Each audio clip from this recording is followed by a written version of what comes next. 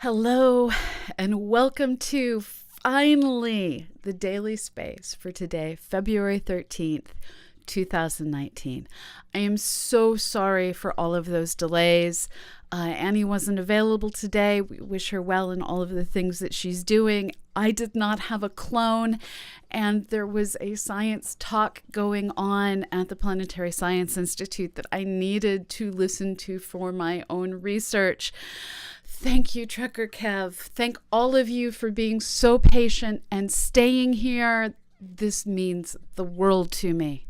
As always, we are here to put science in your brain. I am your host, Dr. Pamela Gay, and I have all the science. Well, not all of it. I have a bunch of science to share with you today. So today we are going from rocky world to rocky world, discussing what lies beneath. The world that we're going to start with today is the dwarf planet, asteroid world, call it what you will, the object named Ceres. Thank you, Lancy. Thank you so much for the bits. So Ceres is a mysterious world that we are still coming to try and understand. The Dawn spacecraft visited it, is still orbiting it, but is no longer sending us back information. And the thing about Ceres is we know that it formed beyond that line in the solar system, inside of which things were baked dry by the young, angry, hot sun. Beyond that line, worlds like Ceres were able to form with water and keep the water that they formed with. This is part of how this object got selected for visits by the Dawn mission. The Dawn mission also, prior to that, had visited the asteroid Vesta, which is inside that water line, which happens to be located midway through the asteroid belt. By comparing these two different worlds, we were hoping to understand planet formation and the early epochs of our solar system. Now, with Ceres, we found a lot more unexpected than anyone had anticipated. The most amazing result were these shiny spots on Ceres that we don't fully understand.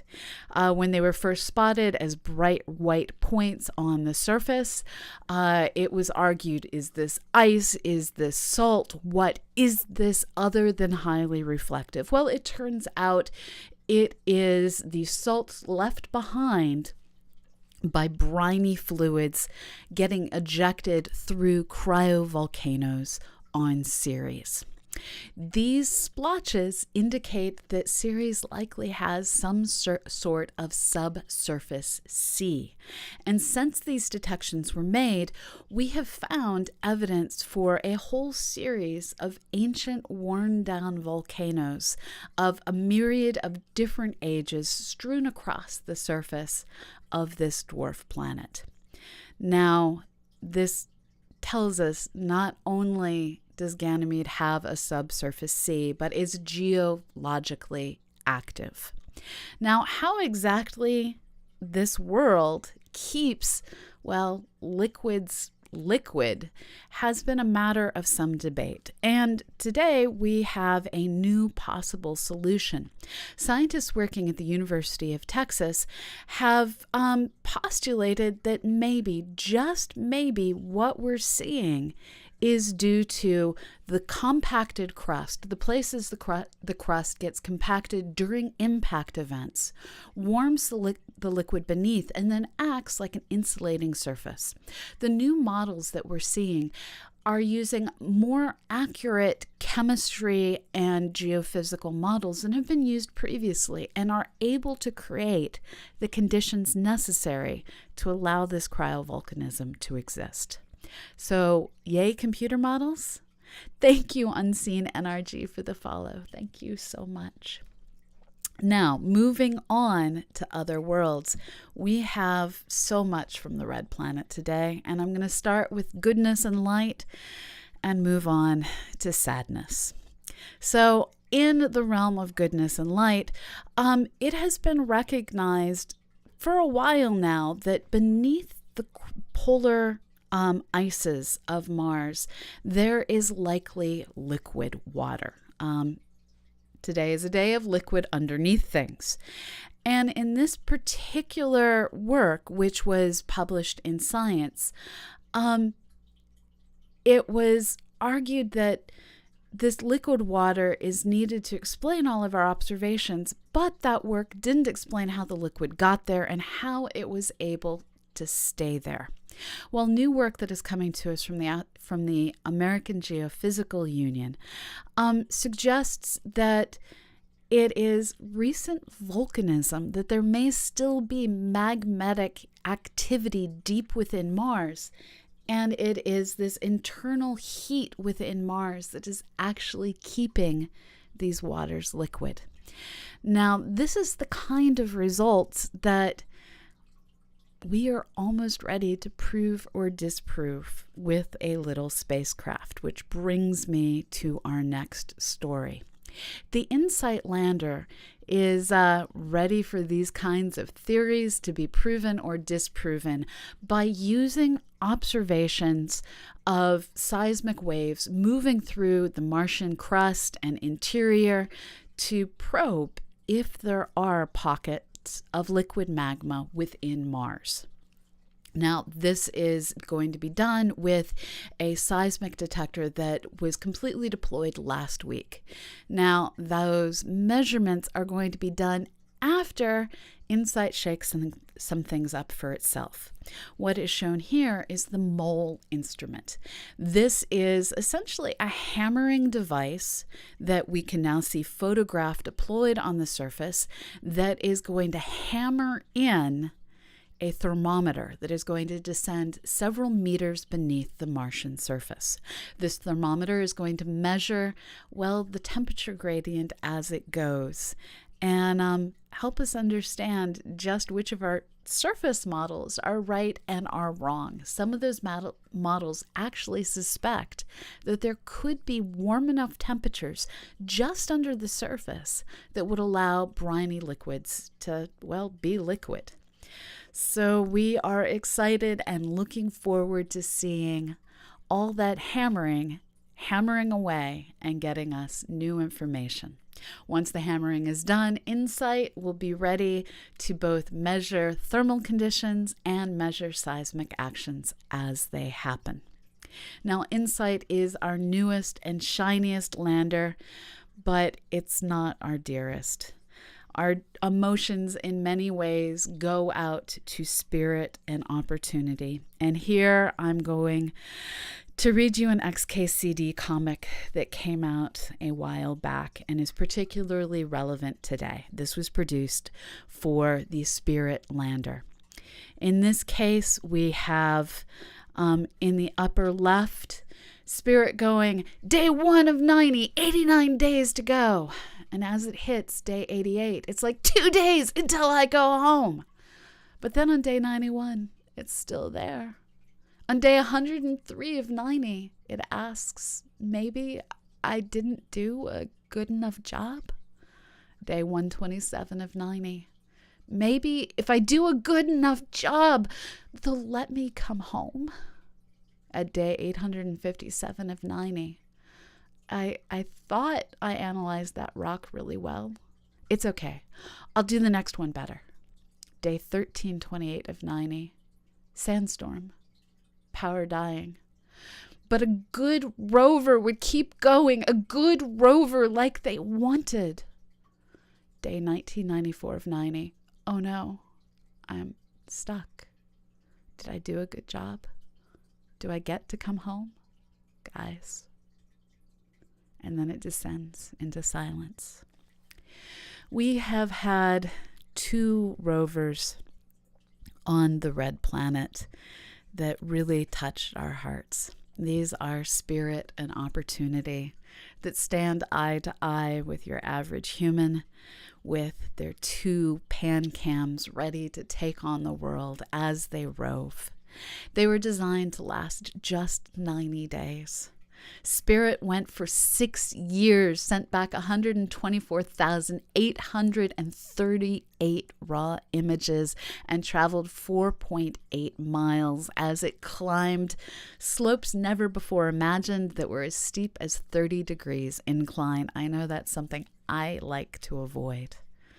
Not to be outdone, Opportunity kept going, taking advantage of its solar panels, its ability to keep charging and keep going, and lasted for, well, somewhere over 14 years. It has sent us back 217,594 images, traveled 28 miles, and just to be a little bit of a showboat, climbed a 32-degree incline. Well, a few months ago, we got our last image back, and it was one of a cloudy sky. Jacob Margolis writes, the last message they basically received, referring to the Mars rover control folks, was, my battery is low. It's getting dark. They hoped that the windy season would clear dust off the solar panels, if that was the problem. Since then, they've been pinging her again and again, every way they knew. Babak Ferdarsi, who works on the Mars exploration rovers, wrote, our last images are of a dark sky, the sun blocked out by the dust, kicked up and suspended in the atmosphere. The solar power slowly dwindling, draining the batteries, straining to protect the rover's organs, keeping them alive just as our bodies would. In the past 24 hours, we have watched on Twitter as the Mars community has all, well, shared their feels, to use the language of the internet, sharing their favorite images, sharing their final moments with their rover. Carrie Bean shared an image of her pink sign-off on the last command set sent out to try and say, hey, call home. And here we see a favorite image. And Tanya Harrison writes, spent the evening at JPL as the last ever commands were sent to the Opportunity rover on Mars. Heartbreak. There was silence. There were tears. There were hugs. There were memories and laughs shared. Thank you, Opie. Good night, Opie. Today, we haven't heard anything. It is presumed that Opportunity is lost, missing in action, or at least we know where it is, but it is powered down. It has died, only to hopefully be revisited someday in the future for history's sake. Here I show you one of my own favorite images, a sunset on Mars in its deep blue splendor against the rusty red hills. You guys did good science, Spirit, Opportunity. We're going to keep your memories alive as we look to, well, find new ways to celebrate you by doing science with the images you have sent home. So that's all I've got today. That's all I've got. And let's just share for a moment this amazing image of sunset.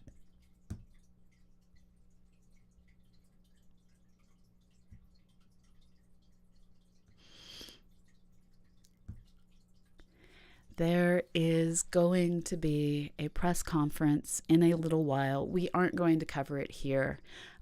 It sort of feels like taking pictures at a funeral. I would encourage all of you to take a moment, read Twitter, see what the people who are there doing the work have to say. Carrie Bean, Babak, Tanya of Mars. These are the real heroes of the day who did their all to keep the science going and to restart it if only it were possible. And that concludes today's news. I am now here to answer your questions, and I simply ask that you type them in with an @ so I can find them in the chat. While you're typing those questions in, I would like to remind you, this is a product of CosmoQuest. The Daily Space comes to you most Mondays through Fridays at 1 p.m. Eastern, 10 a.m. Pacific. That is 6 p.m. London time. We bring you a quick roundup of today's news from space and astronomy, and then do what we can to answer your questions. This channel also generally brings you launches, landings, and other space-related special events, and every Sunday, Annie Wilson brings you the Sunday Science Hour. Thank you all for being here. Give us a follow to find out when we go live.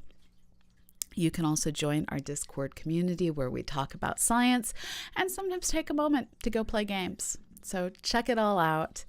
And thank you for letting us be here. We are sustained through your subscriptions. Every bit really matters.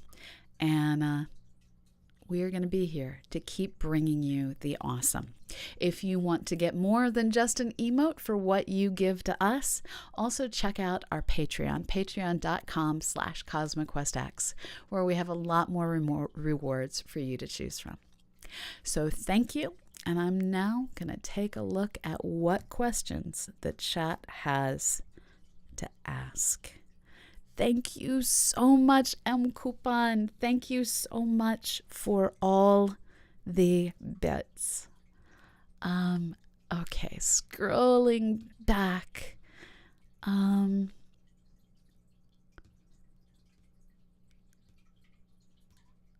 All the sad emotes, all the sads. Yeah, today is really a sad day. Curiosity is still out there roving with its nuclear-powered heart. Somehow it's just not quite the same with its SUV badassery. It's harder to get attached to. But those Mars exploration rovers, the way they just kept going so far beyond what anyone had expected. I don't know. I have a soft spot for the underdogs.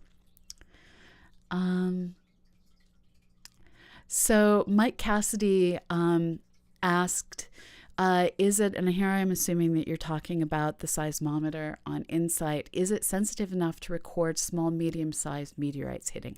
Yes, although it may not be able to detect exactly where they hit.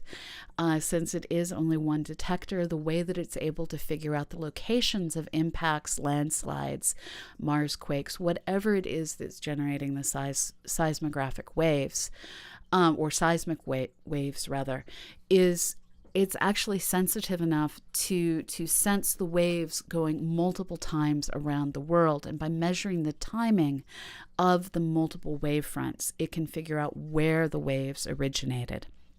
With small enough impacts, it may only be able to it may only be able to detect the first time the wave goes by.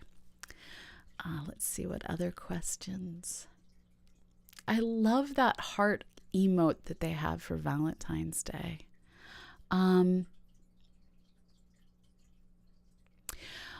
So I suspect we'll start getting data in the coming days and weeks from the mole probe. The question is, how long will it take them to analyze it?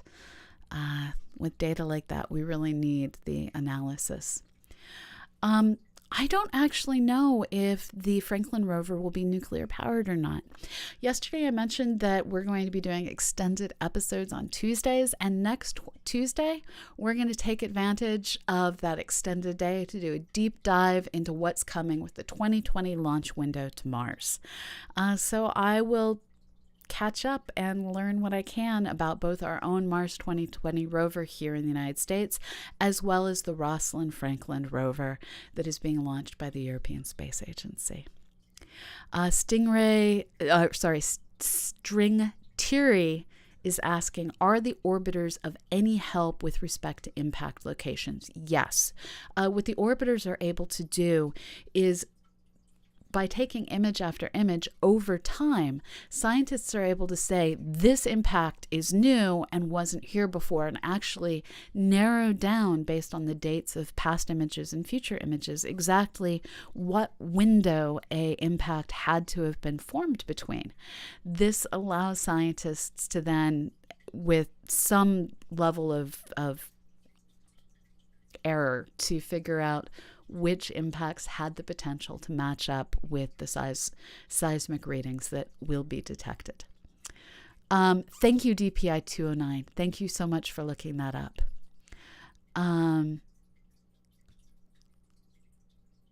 Yep, takes a licking and keeps on ticking. So thank you all again for your fabulous patience with me as I experienced an IRL event rather than starting this stream on time. I am so grateful for all of you sticking around.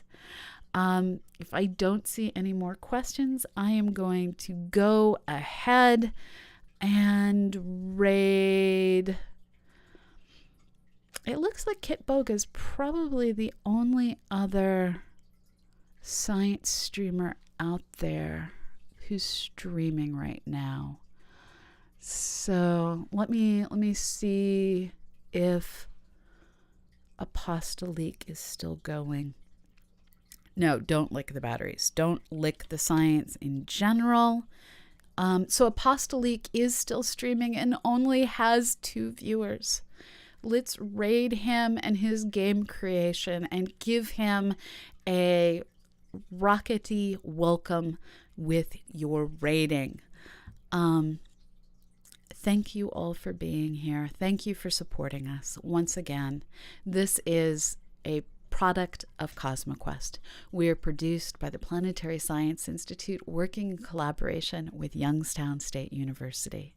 We are sustained by you. Every subscription keeps us going, and every bit really matters. And we are so grateful for all that you have given to keep our show going for so many months. Thank you. And I'm going to go ahead and roll the credits and raid on over to game programming with Apostolique. So check it out. Give them a warm, rockety welcome. And wherever you are in the world, have a fabulous morning, evening, afternoon. And if the weather is kind, go outside and look up. Bye-bye.